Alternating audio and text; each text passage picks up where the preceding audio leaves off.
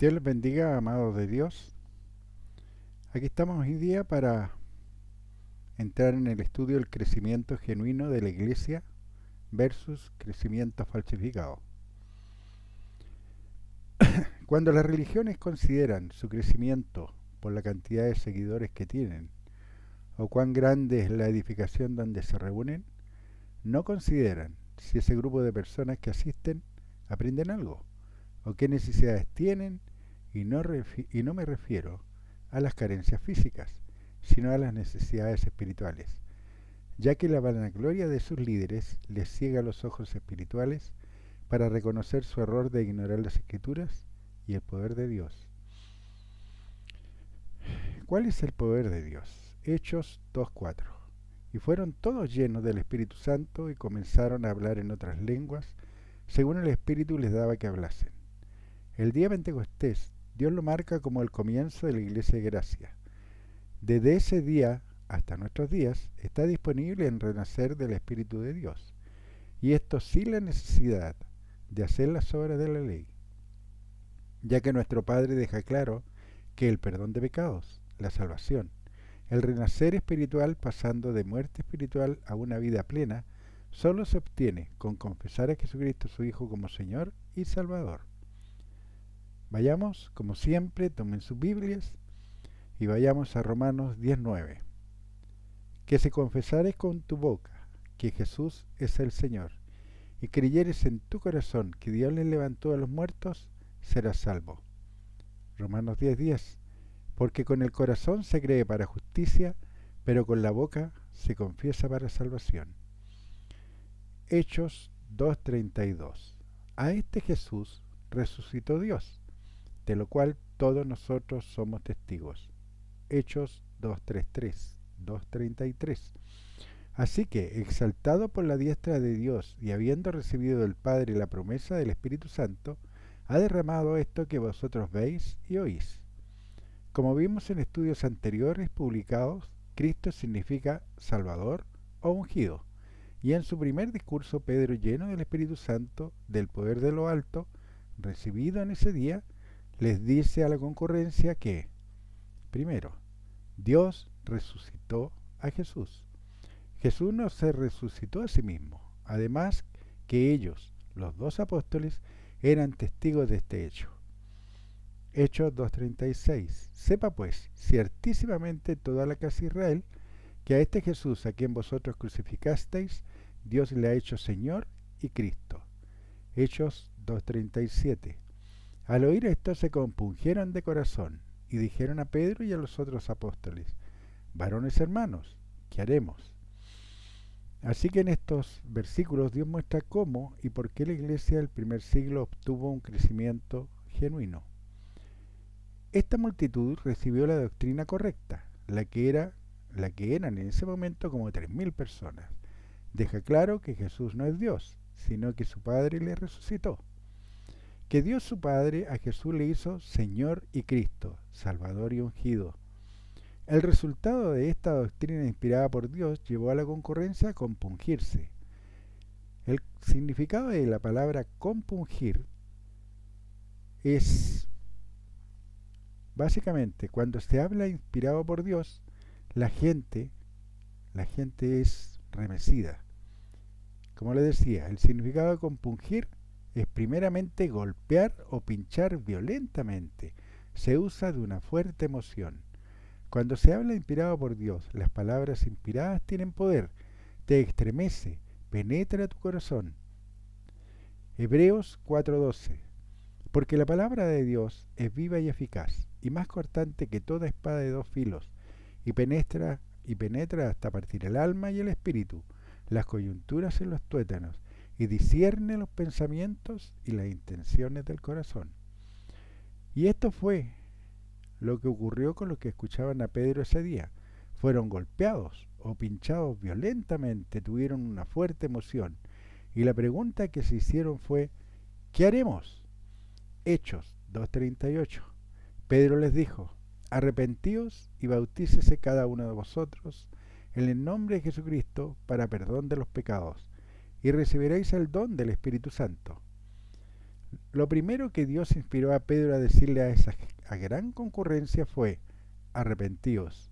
Y lo segundo, bautícese cada uno de vosotros en el nombre de Jesucristo para perdón de los pecados. Se lee que Pedro les dijo: vamos al río para que se bauticen, o vamos al mar, o quizás traigan agua, o métanse a una piscina. Nada de eso. Solo les dijo: bautícese cada uno de vosotros en el nombre de Jesucristo.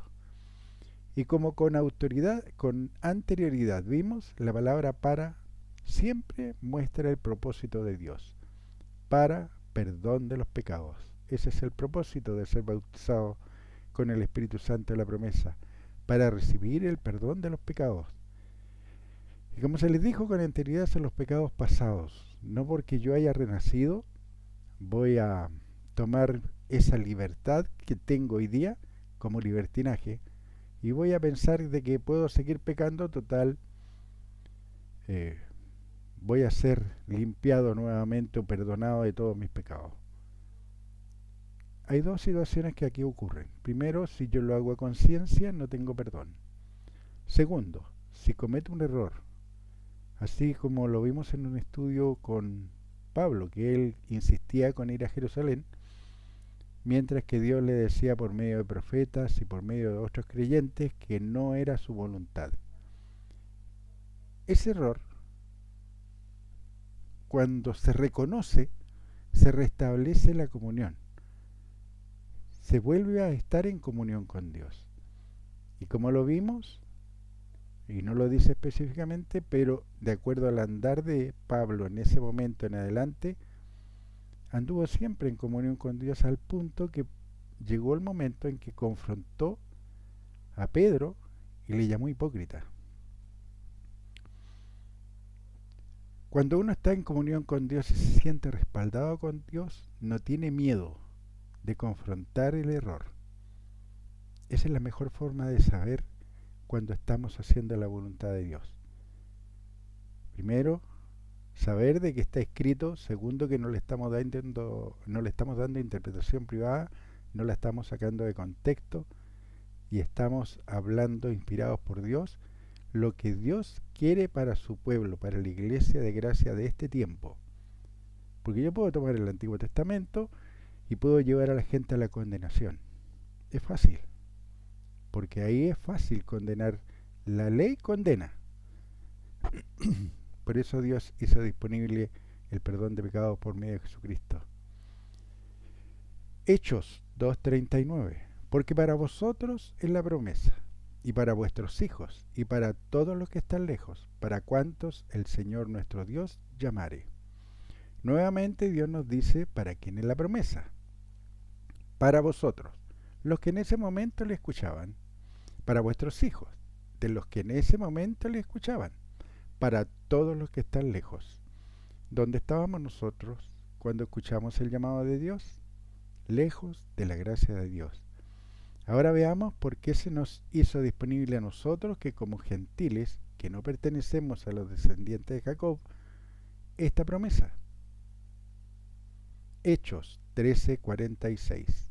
Entonces Pablo y Bernabé, hablando con denuedo, dijeron: a vosotros a la verdad era necesario que se os hablase primero la palabra de Dios, mas puesto que la desecháis y no os juzgáis dignos de la vida eterna, he aquí nos volvemos a los gentiles. Hechos 13:47. Porque así nos ha mandado el Señor, diciendo: te he puesto para luz de los gentiles, a fin de que seas para salvación hasta lo último de la tierra. Hechos 13:48. Los gentiles, oyendo esto, se regocijaban y glorificaban la palabra del Señor, y creyeron todos los que estaban ordenados para la vida eterna. Para vida eterna. Ya sabemos que nosotros somos gentiles, que no somos descendientes de las 12 tribus de Israel, que no somos descendientes de Jacob.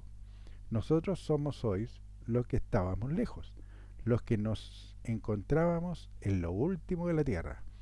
Nosotros somos los que creímos en la promesa de nuestro Padre, que creemos que hemos sido ordenados para la vida eterna, los que creímos en ser bautizados con el Espíritu Santo de la promesa, por haber confesado a Jesucristo como nuestro Señor y Salvador, y que creímos que fue Dios su Padre el que le levantó de los muertos. Romanos 10:8. Mas, ¿qué dice? Cerca de ti está la palabra, en tu boca y en tu corazón. Esta es la palabra de fe que predicamos.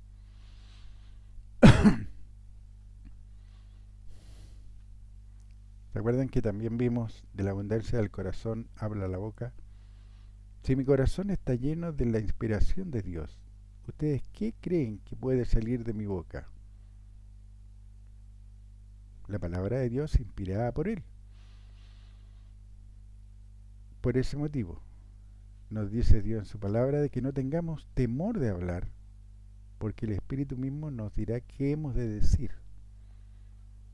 Así que lo único que nosotros debemos hacer es tomar la decisión de llevar adelante el ministerio de reconciliar al hombre con Dios y abrir nuestra boca y abrirla plenamente convencido que Dios nuestro Padre nos abastecerá de todo lo necesario para ministrar sanidad, fortaleza, para poder redarguir, corregir e instruir en justicia de Dios por medio de su palabra. Romanos 19. Leamos el 8 nuevamente. Más que dice, cerca de ti está la palabra, en tu boca y en tu corazón. Esta es la palabra de fe que predicamos. Romanos 19.